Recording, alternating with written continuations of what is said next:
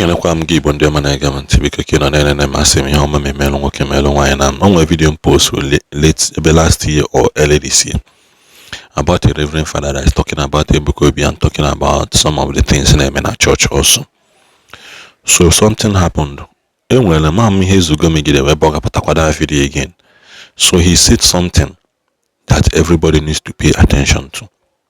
Inji wecha igbuji ha nke because na enwere some people na abala mamba. Same that na-ekwu okwu m nke may expose na video too much to put them mad off and then that na mbujili okwu m nke like 2 minutes or like 10 minutes nkwu okwu for like 10 minutes that I go ha n'okwu for like 10 minutes and they kuzi n'okwu too much like 20 minutes 25 minutes and na-ekwu okwu because now na-eme ha na half for the video na oge nwesikwa na ha biko na mwakwu n'ididikwa na-eshare my view mana kita ha na-ekwuzi okwu 10 minutes so ma na-egbujile like 3 minutes 2 minutes 3 minutes so that kwa nwekwa ike wee na-aba ọfụma.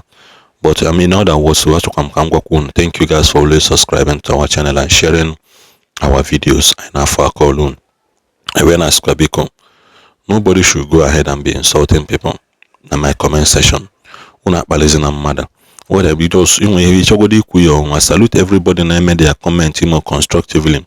Mananda patana we have so many comments in the mother na or reverend sister akwana na my comment section. Na just the kezi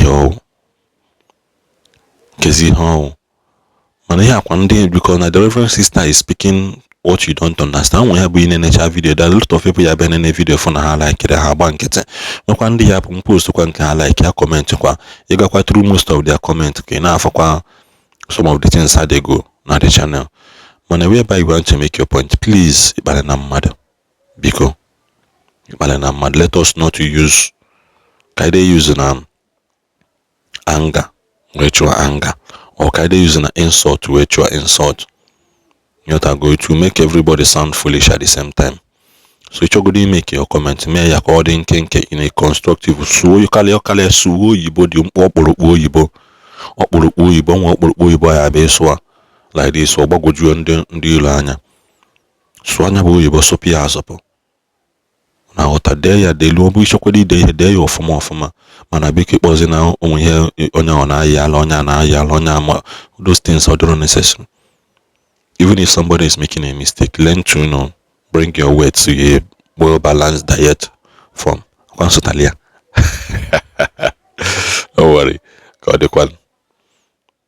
We have succeeded in projecting our brothers in the ministry to the status of God and deity. That they have become powerful figures that are no longer answerable to anybody. They have become too powerful that we no longer question or entertain anybody questioning them. I was a time our brother from Enugu State, the Holy Ghost Adoration from Baka. There was a time he had a fallout with his bishop. Christians, people like us, carried placard and went to bishop's house to protest.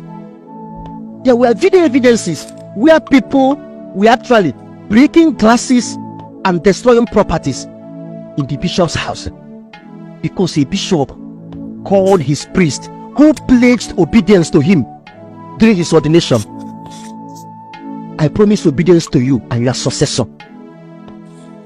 And then when bishop brought a little control, people felt like nobody should question him. He is beyond condemnation. He is not blamable. Says who? We need to be careful because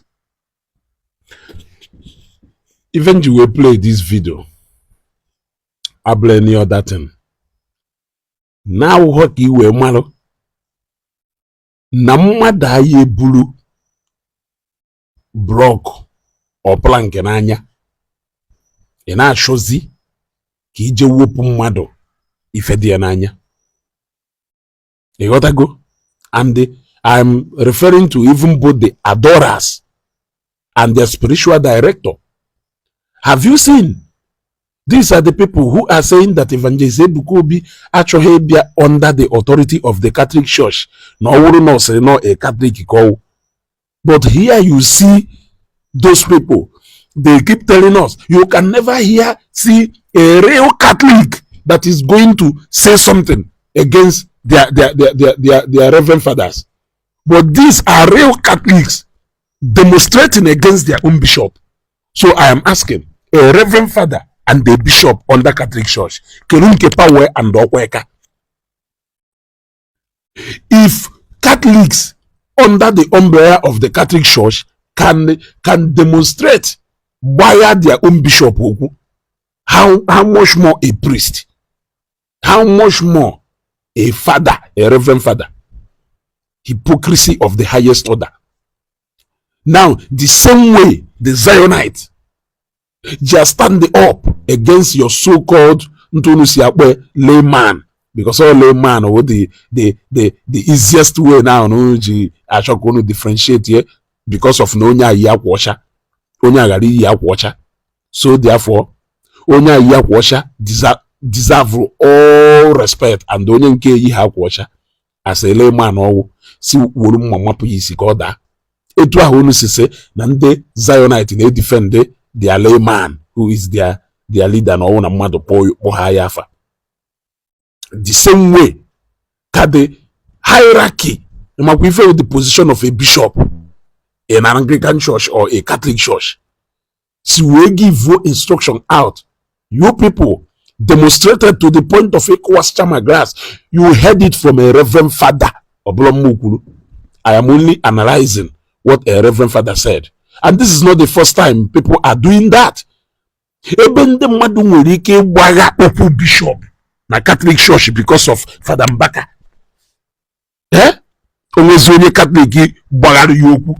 Ọ na-asị na onwe a real Catholic nwere ike gbagha okwu a reverend father. Hypocrisy of the highest order. Away from this layman and the reverend fathers here. So I has a layman and reverend fathers. If I know a reverend father and the bishop, which one authority as far as Catholic Church is concerned? Catholic.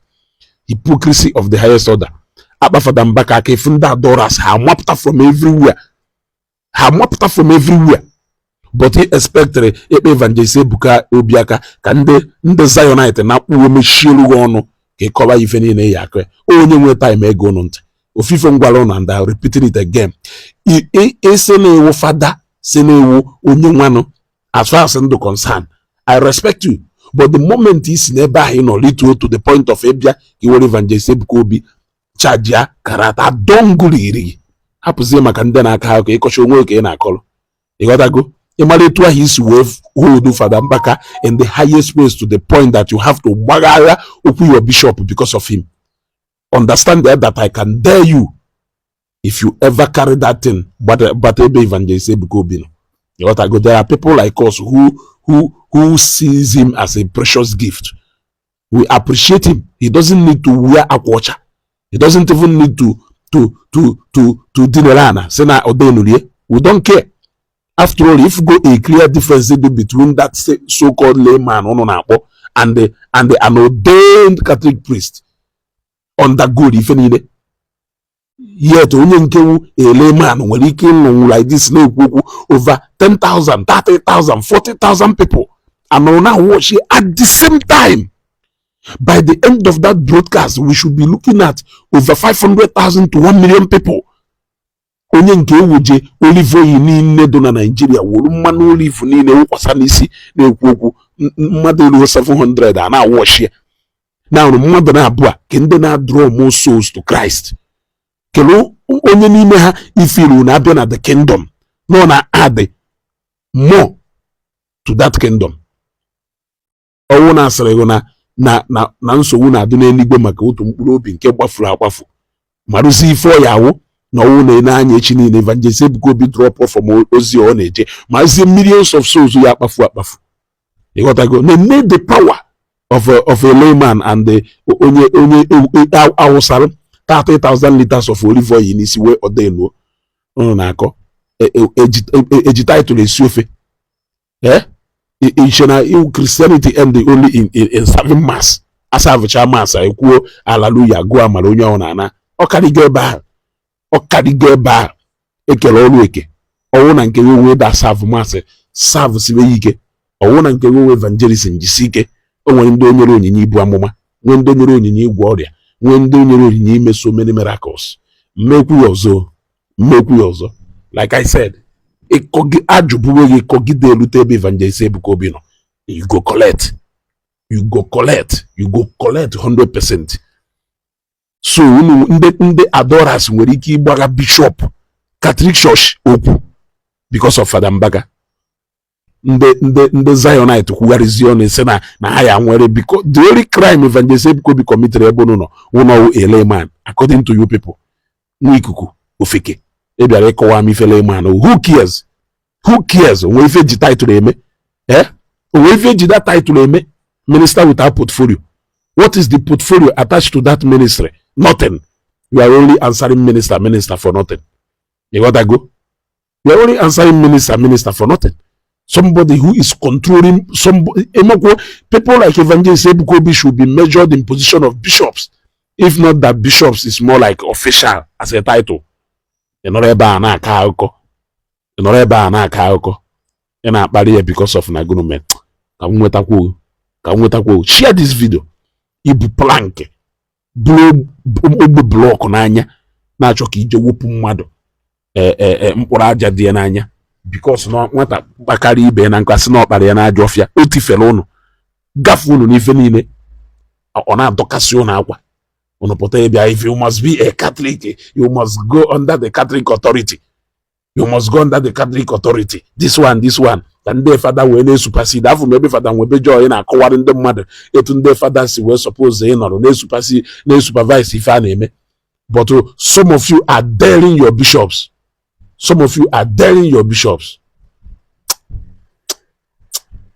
Anyway.